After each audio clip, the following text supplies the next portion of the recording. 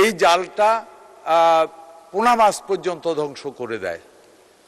সুতরাং এটাকে বন্ধ করতেই হবে।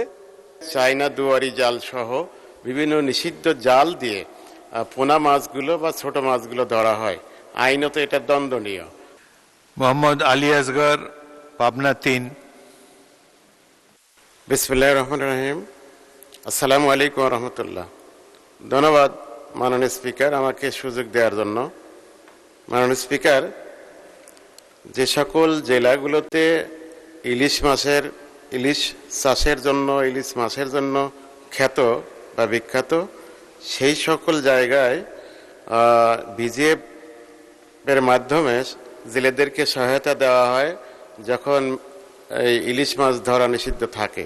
মাননীয় স্পিকার, সারা দেশ সহ আমার আসনটি পাবনা ৩, এখানে চলনবিল ৩টে উপজেলায় চলনবিল এলাকা, যেটা বর্ষাকালে ৬ মাস পুরো মাঠ পানি থাকে। এই জায়গায় চায়না দুয়ারি জাল সহ বিভিন্ন নিষিদ্ধ জাল দিয়ে পোনা মাছগুলো বা ছোট মাছগুলো ধরা হয়, আইনত এটা দণ্ডনীয়। যার কারণে অনেক সময়ই প্রশাসনের পক্ষ থেকে এই জালগুলো পুড়িয়ে দেওয়া হয় এবং তাদেরকে দণ্ড দেওয়া হয়। আমার মাননীয় মন্ত্রী মহোদয়ের কাছে জিজ্ঞাসা হলো যে সারা দেশেই এই জেলেদেরকে এই নিষিদ্ধ সময়ে, মাছ ধরা নিষিদ্ধ সময়ে ভিজিএফের কার্ডের আওতায় আনা হবে কিনা, আমি বিষয়টি মাননীয় মন্ত্রী মহোদয়ের কাছে জানতে চাই। ধন্যবাদ মাননীয় স্পিকার। মাননীয় মন্ত্রী। মাননীয় স্পিকার, আপনাকে ধন্যবাদ জানাচ্ছি মাননীয় সংসদ সদস্যকে। হ্যাঁ, আপনি যেটা বলেছেন চায়না দুয়ারি জাল, আমি আপনার সাথে একমত মাননীয় সংসদ সদস্য। এটার ব্যাপারে সরকারের পক্ষ থেকে এরই মধ্যে আপনিও বলেছেন আমাদের তৎপরতা আছে।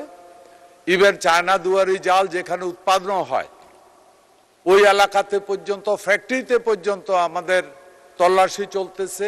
অনেক ফ্যাক্টরিকে আমরা বন্ধ করেছি। এই জালটা পোনা মাছ পর্যন্ত ধ্বংস করে দেয়। সুতরাং এটাকে বন্ধ করতেই হবে। আমি অনুরোধ করব আপনাকে, সরকারের পক্ষ থেকে, প্রশাসনের পক্ষ থেকে তো কাজ হচ্ছেই, আপনারা যারা বিভিন্ন এলাকা থেকে মাননীয় সংসদ সদস্য আছেন, আপনারাও যদি একটু সহযোগিতার হাত বাড়িয়ে দেন, মানুষকে একটু মানসিকভাবে বুস্ট আপ করেন এই জিনিসটা অন্যায়, তাহলে আমার মনে হয় দ্রুততম সময় এটা বন্ধ হবে। পুলিশ আপ্রাণ চেষ্টা করছে। আপনি বলেছেন এখানে আরেকটা জিনিস, যে এই বিজিএফ এর সহায়তাটা অন্য যে মিঠা পানির এলাকায় বা সারা দেশে জেলে পরিবারদেরকে সহায়তা করা যায় কিনা, এ ব্যাপারে সরকারের চিন্তা ভাবনা রয়েছে। আমরা, আপনারা জানেন, আমরা এরই মধ্যে মাছের জন্য সমুদ্র থেকে শুরু করে মিঠা পানি পর্যন্ত মাছের অভয়াশ্রম করার এই বছর থেকে আমরা শুরু করছি। এই যে আপনি বিল বললেন, এই বিলের ড্রাই সিজনে সমস্ত মাছ ধরে ফেলে, মা মাছও রাখে না। নির্দিষ্ট জায়গায় আমরা ওইটাকে প্রোটেক্ট করব যাতে করে মা মাছগুলি আশ্রয় নিতে পারে।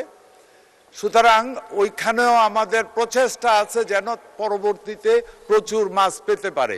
এছাড়াও এই যে জেলেরা আছে, যাদের শুধু পেশা জেলে, তাদেরকে আমরা অন্য সময়ে যখন মাছ ধরার সুযোগ থাকবে না, ওই সময়গুলি খাদ্য সহায়তা থেকে শুরু করে নিজে স্বয়ংসম্পূর্ণ হওয়ার জন্য আরও কিছু প্রজেক্টও আমরা হাতে নিয়েছি।